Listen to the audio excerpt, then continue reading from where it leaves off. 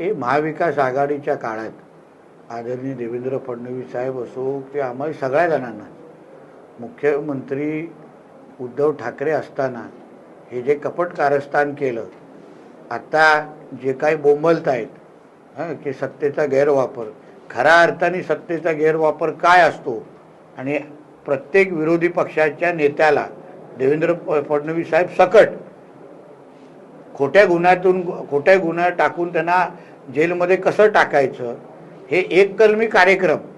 एका बाजूला करोनाच्या काळात आपल्या महाराष्ट्र अधोगतीकडे जात असताना आणि नियोजन शून्य कारभार म्हणजे उद्धव ठाकरेचा कारभार, आणि दुसऱ्या बाजूला आपल्या सगळ्या राजकीय प्रतिस्पर्धींना विरोधकांना जेलमध्ये टाकण्याचं काम हे जे काय उद्धव ठाकरेचं सरकार करत होतं त्याचा खरा बुरखा फाडण्याचं काम झालेलं आहे.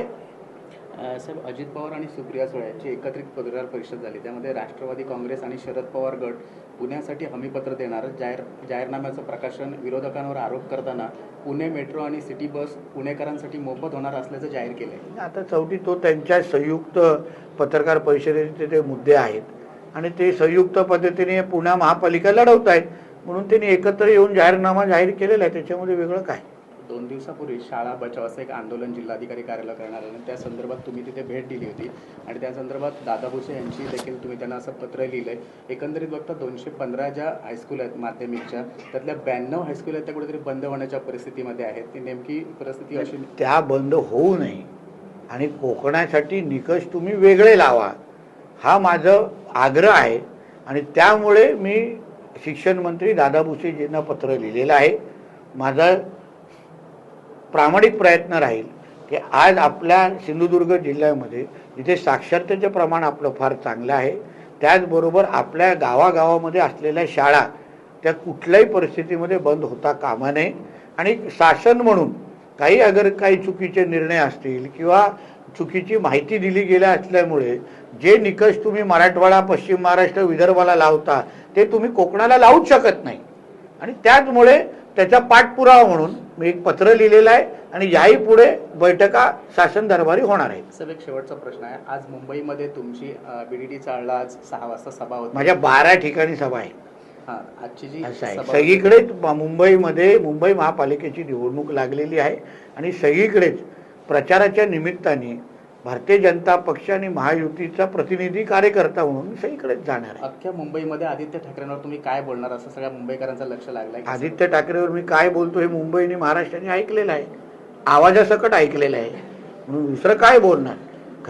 खऱ्या अर्थाने वरळी बीडीडी चाळ असेल किंवा वरळी मतदारसंघ असेल, अवघ्या 6,000 आदित्य ठाकरे निवडून आलेले आहे. 6 म्हणजे काट्यावर पास झालेला विद्यार्थी आहे. म्हणून बीडीडी चाळचा खरा प्रश्न, खऱ्या अर्थाने घरांचा प्रश्न, मराठी माणूस आणि हिंदू समाजाच्या घरांचा खऱ्या अर्थाने प्रश्न सोडवणं हे आदरणीय देवेंद्र फडणवीस साहेबांनी केलेलं आहे. आमच्या कार्यकाळामध्ये त्यांना घरं मिळालेली आहे. आदित्य ठाकरेंनी नुसतं फोटो सेशन केलेले आहेत आणि नाईट लाईफ सोडून काहीच केलेलं आहे. आणि उर्वरित काय असेल तर तिथे जाऊन काढू. असुद्दीन ओवैसी असं म्हणतात, पाकिस्तानच्या घटनेत लिहिलंय की एकाच समाजाचा माणूस राष्ट्राध्यक्ष बनू शकतो, इतर कोणी नाही, पण डॉक्टर बाबासाहेब आंबेडकर यांच्या घटनेत कोणीही भारतीय पंतप्रधान बनू शकतो. एक दिवस असा येईल हिजाब घालणारी महिला या देशाची पंतप्रधान होईल. तो दिवस बघण्यासाठी मी कदाचित जिवंत नसेल, पण हा दिवस नक्की येईल. एक लक्षात घ्या, डॉक्टर बाबासाहेब आंबेडकरांच्या घटनेमध्ये एक भारतीय पंतप्रधान होऊ शकतो असं लिहिलेलं आहे. जिहादी नाही, जिहाद करणारे बिलकुल नाही. आणि जो भारताचा नागरिक आहे, ज्यांनी या भारताला आपला देश स्वीकारलेला आहे, भारताच्या ध्वजाला आपला ध्वज म्हणतात, वंदे मातरम आमच्या बरोबर म्हणतात, त्याच हिंदू राष्ट्रामध्ये फक्त एक हिंदूच बनू शकतो हेच आमच्या संविधानामध्ये लिहिलेलं आहे. आणि म्हणून मी ओवैसींना विचारेन, पहिला प्रश्न त्यांनी आम्हाला हा उत्तर द्यावं, त्यांच्यासाठी संविधान महत्वाचं आहे की कुराण महत्वाचं आहे. कारण का प्रत्येक मुसलमान समाजाचा व्यक्ती हा कुराणलाच मानतो, संविधान त्याच्यानंतर येतं. आणि कुराणमध्ये सरळ स्पष्ट लिहिलेलं आहे की जो मुसलमान आहे त्याला सोडून दुसऱ्याला मोजायचंच नाही. आणि म्हणून ओवैसीला सांगेन, जास्त संविधानाबद्दल तू थोबाड उघडू नको, नाहीतर डॉक्टर बाबासाहेब आंबेडकरांचे इस्लामबद्दल काय विचार आहेत ते आम्हाला जाहीर करायला लागतील. आणि मग तोंड दाखवण्यासाठी पण जागा राहणार नाही, मग पाकिस्तानमध्ये बसलेल्या अब्बाकडे जायला लागेल, नाही तर तिकीट आम्ही काढून देऊ. आणि म्हणून स्वप्न बघत राहा, देशाचा पंतप्रधान महाराष्ट्र आणि प्रत्येक पदावर हा हिंदू समाजाचाच व्यक्ती बसेल, बाकी कुठलाही जिहादी बसणार नाही.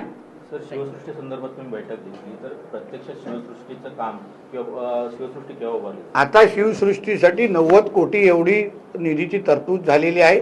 ते कुठली कुठली कामं होणार, कशी होणार, या सगळ्याची माहिती दिलेली आहे. जमीन मालकाला किती मोबदला द्यायचं या संदर्भात सगळ्या गोष्टीची प्रक्रिया सुरू आहे. म्हणून लवकरच सगळ्यांच्या सूचना घेतलेल्या आहेत. आदरणीय दीपक केसरकर साहेब होते, खासदार राणे साहेबांच्या सूचना आलेल्या आहेत, आमदार निलेशजींच्या सूचना आलेल्या आहेत, आणि सगळ्या सूचनांचं पालन करून आंतरराष्ट्रीय दर्जाची शिवसृष्टी आमच्या राजकोटमध्ये बांधण्याच्या दृष्टिकोनातून आमची प्रक्रिया सुरू झालेली आहे.